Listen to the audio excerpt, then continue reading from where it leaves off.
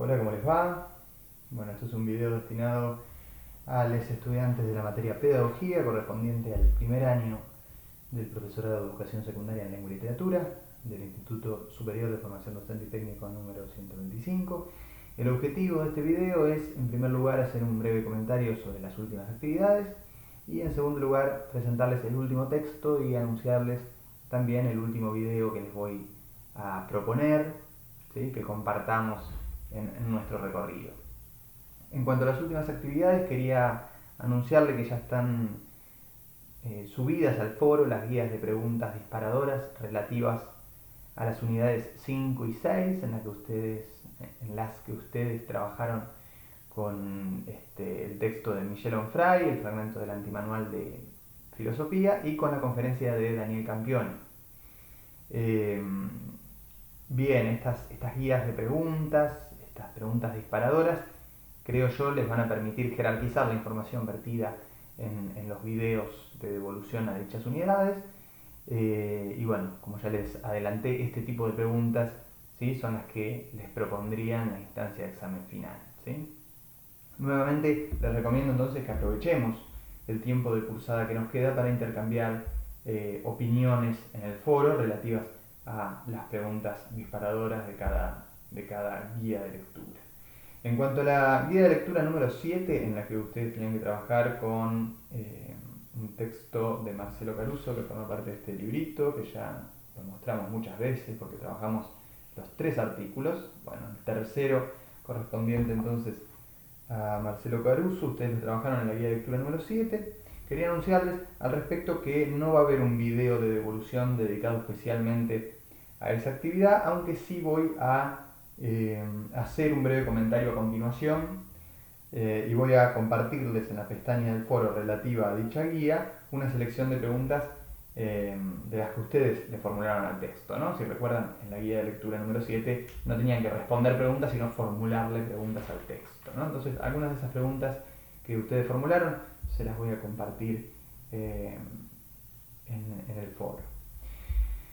En cuanto a la guía de lectura número 8, en la que tenían que trabajar con un texto de Diego Singer y un capítulo de la serie documental Maestros de América Latina, primero que nada quería felicitarlos por los trabajos que han realizado, contarles también que uno de los grupos subió el video al canal de YouTube de una de las integrantes de dicho grupo. Me pareció una excelente idea, ¿sí?, porque de ese modo podremos compartir los materiales con los directivos y con el resto del personal docente del instituto sin atiborrar los teléfonos con archivos para descargar, ¿no? Además, cada grupo podrá decidir si subir el video como público para que pueda verlo cualquier usuario de YouTube o como no listado, y en ese caso solo podrán acceder a aquellos que tengan el link, ¿no? Generar el canal de YouTube es muy sencillo, solo necesitan una casilla de correo Gmail. Como ustedes saben, respecto de esta tarea hice correcciones y devoluciones por grupo, ¿sí?, y ya acordé la fecha de entrega del video definitivo con cada grupo de acuerdo a la fecha en la cual yo envié mi devolución, digamos, ¿sí? De manera que tampoco habrá un video como devolución a esta actividad. Pensaba en cambio que en la pestaña del foro relativa a esta guía de lectura podemos compartir los links de los videos de los distintos grupos, los cuales pueden resultar buenos puntos de partida para intercambiar opiniones y pareceres en el foro, ¿sí? Desde ya les recomiendo los demás capítulos de la serie Maestros de América Latina, ¿sí? Más allá, digamos, del capítulo que les tocó trabajar, sería bueno que en algún momento miren la serie documental completa porque es un excelente material. Bien, hechos todos estos anuncios protocolares y antes de pasar entonces a la presentación del último texto y del video, del próximo video de nuestro recorrido, como ya les adelanté, me gustaría entonces detenerme unos minutos en el artículo de Marcelo Caruso que lleva por título Una nave sin puerto definitivo, antecedentes, tendencias e interpretaciones alrededor del movimiento de la escuela nueva, ¿sí? Material entonces, recordemos, con el que tenían que trabajar en el marco de la guía de lectura número 7. Lo que me interesaba con este texto era poner de relieve cómo, bajo el rótulo Escuela Nueva, se encolumnan o se autoadscriben una serie de experiencias muy diversas, ¿sí? Asimismo, los estudios pedagógicos que tratan de sistematizar teorías y prácticas pedagógicas ajenas, tampoco acuerdan en cuanto a qué autores, corrientes o proyectos concretos adscribir y cuáles no.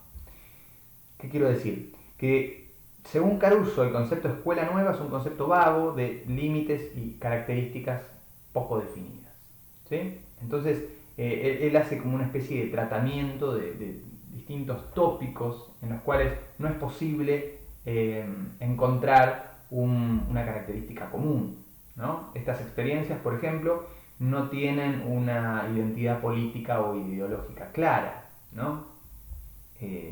Podemos rastrear experiencias que van desde Hermann Litz y Gustav Winneken y su proyecto educativo comunitarista que constituirá, nos aclara Caruso, un antecedente de las juventudes hitlerianas, ¿sí? Pasando por pedagogías pragmatistas, ¿sí? De corte liberal, como el caso del estadounidense John Dewey, organizaciones internacionales, ¿sí? Como la Oficina Internacional de las Escuelas Nuevas, germen de la Oficina de la UNESCO de la posguerra, hasta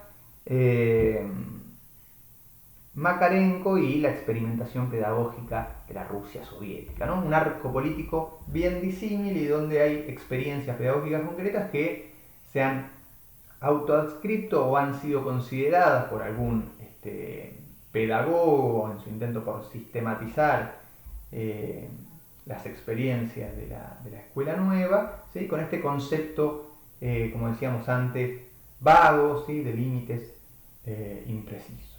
Bien, entonces, la escuela nueva o el escolanovismo, podríamos decir, no tiene una identidad política o ideológica clara. Además, podríamos destacar que todas estas experiencias no comparten tampoco una posición respecto de los antecedentes del movimiento, ¿no? En particular sobre qué hacer con el Emilio de Rousseau, ¿no? Recuerdan que de la mano de Narodowski, en el marco de la guía de lectura número 3, si no me recuerdo, bueno, trabajamos justamente o comentamos que el Emilio de Rousseau es considerado por muchos el origen de la pedagogía, ¿no? El registro escriturario que ocupa el lugar de origen de la pedagogía. Bueno, dentro del escolanovismo encontramos caracterizaciones muy diversas de esa obra fundante, ¿no? Revolucionaria, ¿sí? Una obra revolucionaria, dirá el uruguayo Gesualdo Sosa, uno de los autores, uno de los maestros de América Latina que uno de los grupos tenía que trabajar en el marco de la guía de lectura número 8, ¿sí? Revolucionario, decía Gesualdo Sosa, ¿no? El Emilio de Rousseau es una obra revolucionaria. En cambio, George Snyders habla de reformista, ¿no? El Emilio de Rousseau es una obra reformista. Finalmente, conservadora es la palabra que elige ¿no? El conservadora en tanto reproductora del capitalismo, ¿no? Esta es la palabra que elige el comunista argentino Aníbal Ponce. Entonces vemos que no hay una identidad política o ideológica clara y esto a su vez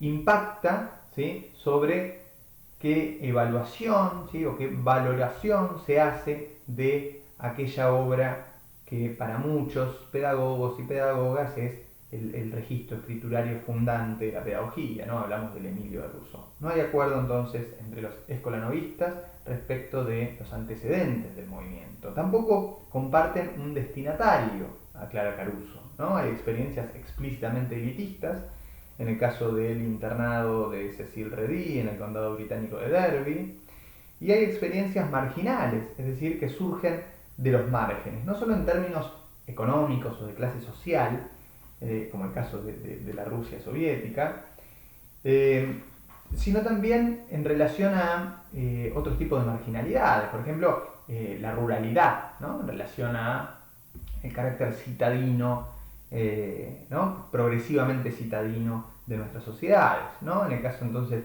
de los ámbitos rurales, podemos referenciar el comunitarismo alemán que mencionamos antes, ¿no? Y también hay otras experiencias marginales que tienen que ver con la educación de otros actores sociales hasta entonces excluidos del sistema educativo, ¿no? Hablamos, por ejemplo, de la educación especial, ¿no? En la que se forjan, por ejemplo, las escuelas Montessori. Dicho sea de paso, recientemente abrió una escuela Montessori acá en Rojas, ¿sí? O sea que no son experiencias tan distantes, ¿no? Una escuela de gestión privada, vale aclarar. Entonces, ¿qué tiene que ver la bendición papal al proyecto biologista de la italiana Maria Montessori con el deísmo del escritor ruso León Tolstoy, fundador de la primera escuela nueva en 1859, ¿sí? Con la mistificación de la naturaleza de Robert Baden-Powell, fundador de los Boy Scouts, o con el profundo espíritu protestante de las pedagogías individualizantes que confluyeran, por ejemplo, en el programa de investigación del biólogo y psicólogo Jean Piaget, ¿no? Esta es un poco la pregunta que nos propone Caruso, ¿no? ¿Qué tienen que ver todas estas experiencias tan disímiles entre sí? Bueno, la hipótesis de Caruso es que la especificidad de ese enorme y heterogéneo conjunto de teorías y de prácticas pedagógicas que se engloban bajo el rótulo Escuela Nueva, se limita a ciertos métodos, ciertas técnicas y ciertos discursos referidos a la niñez que entran en contradicción con ciertos parámetros medianamente estandarizados de las llamadas pedagogías triunfantes del siglo XIX, ¿no? De las cuales sobre las cuales nosotros pasamos revista de la mano de Inés Dussel en el marco de nuestra guía de lectura número 4, ¿no? Les leo entonces a Caruso como cierre de estas reflexiones o de este pequeño balance del texto. Dice hacia el final del artículo el pedagogo: en este sentido, la escuela tradicional de la modernidad, aunque suene a paradoja, no es positivista como se suele afirmar, sino que el positivismo parece entablarse como reformador, en muchos casos autoritario, de las decisiones didácticas ya tomadas bajo la influencia de las formas disciplinarias derivadas de las escuelas religiosas. ¿Sí? Esto un poco lo habíamos trabajado de la mano de Dussel. Si retomamos la idea de Gramsci de que la escuela tradicional es jesuítica, en tanto su propuesta didáctica se basa centralmente en repetir y memorizar como en la situación tradicional de catequesis, la escuela nueva podría interpretarse como un intento diferenciado, cercano a la ética protestante del individuo activo y productivo y del principio de autoactivación, como otro registro del reformismo pedagógico paralelo al registro fuertemente estatalizante del positivismo. La motivación protestante, en sus vertientes luteranas y calvinistas, se explica en algunos escolanovistas. Pero por tal definición entendemos, en un sentido amplio, la plena inclusión dentro del discurso didáctico y escolar de cuestiones relacionadas con el individuo, sus derechos y con la modernización de la cultura, no solo con su conservación o transmisión, ¿no? Más abajo da algunos ejemplos Caruso. Dice: el reclamo de que la educación sea completa e incluya el cuerpo, la creatividad, la expresión e incluso la democracia, ¿no? Un poquito después dice Caruso: la escuela nueva puede ser vista entonces como un movimiento de reforma que se enfrenta a las formas escolares tradicionales que se habían originado en los estados conservadores y predominantemente monárquicos de la primera mitad del siglo XIX y que han sido denominadas pedagogías triunfantes. Como cada pedagogía triunfante es diferente según la historia de cada contexto, las respuestas que buscaban la productividad de lo educativo y la consideración de la naturaleza infantil, lo que hemos denominado como una forma de protestantismo cultural, adquirió formas también diferenciadas en los diversos países. A la escuela nueva, con su variedad, no lo unía tanto el amor como el espanto ante las formas educativas tradicionales. ¿Sí? Hacia el final del texto, últimos fragmentitos, dice Caruso, la escuela nueva aparece como un registro cultural con profundas raíces en la modernidad. ¿Sí? Es todavía una serie de experiencias modernas. Su destino no depende de la suerte de algunos test y propuestas metodológicas, ni siquiera de sus organizaciones internacionales, sino de la particular permanencia de esa renuncia productiva y reformista al deseo de poder, que es el humanismo moderno.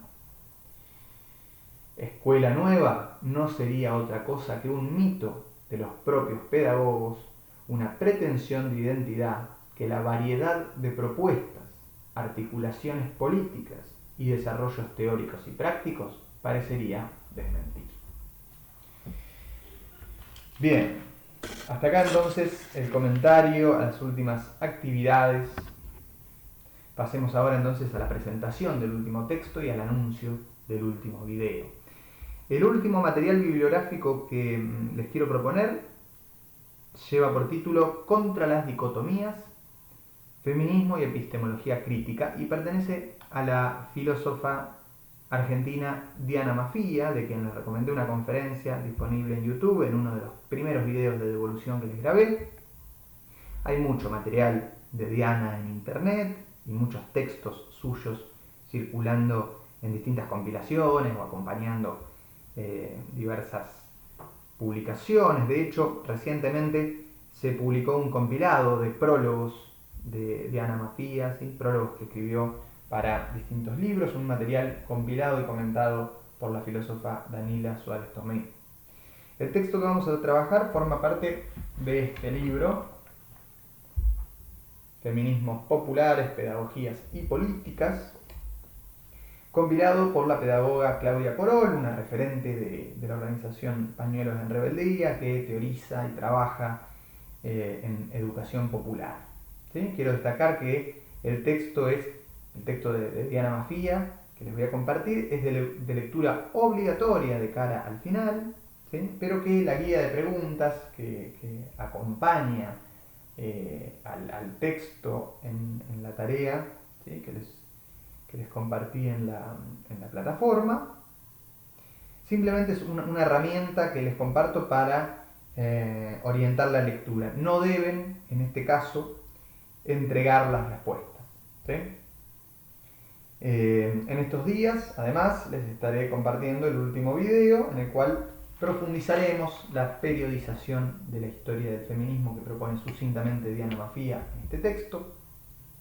Para esto trabajaremos en el guión y en la grabación junto a mi compañera, la docente y etnomusicóloga Lula Padilla, y tomaremos como insumo las placas de un Prezi. Un Prezi es una especie de PowerPoint sofisticado, ¿sí? Vamos a utilizar entonces las placas de un Prezi que confeccionaron las filósofas y amigas Lucía Santilli y Valentina Llona de cara a actividades que realizamos en el marco del ciclo Filosoqué en el año 2018, actividades que tuvieron lugar en la Escuela de Educación Secundaria número 5 de la ciudad de Rojas y en el Bachillerato Popular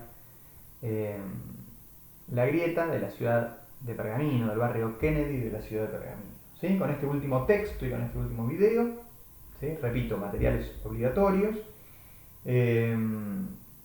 Para la instancia final estaríamos cerrando nuestro recorrido.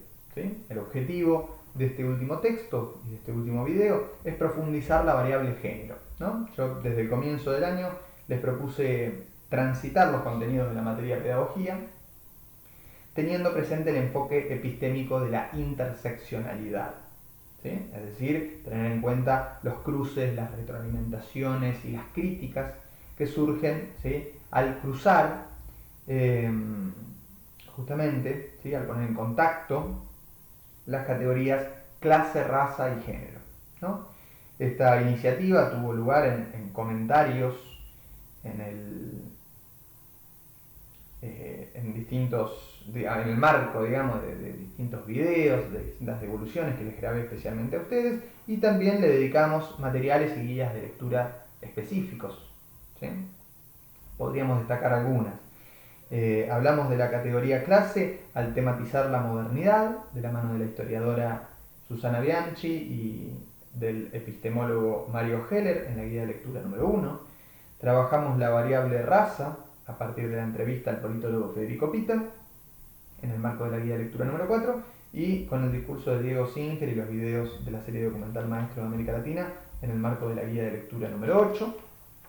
Y en cuanto a la categoría género, trabajamos hasta aquí con la entrevista a la pedagoga Graciela Morgade en el marco de la guía de lectura número 3 y vamos a trabajar entonces con el texto de Diana Mafía y con el video que retoma el Prezi sobre la historia del feminismo. ¿Sí? Dadas las particularidades de este ciclo lectivo, no llegamos a trabajar la cuarta unidad que yo tenía prevista, ¿sí? Y que hubiera llevado por título El fin de la modernidad, más media e interculturalidad.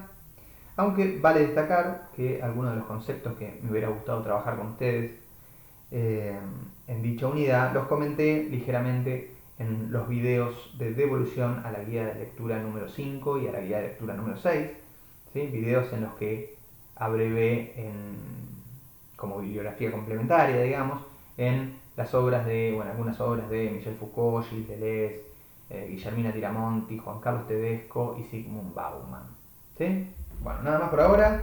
No se olviden de intervenir en los foros. Seguimos en contacto a través de la plataforma. Saludos.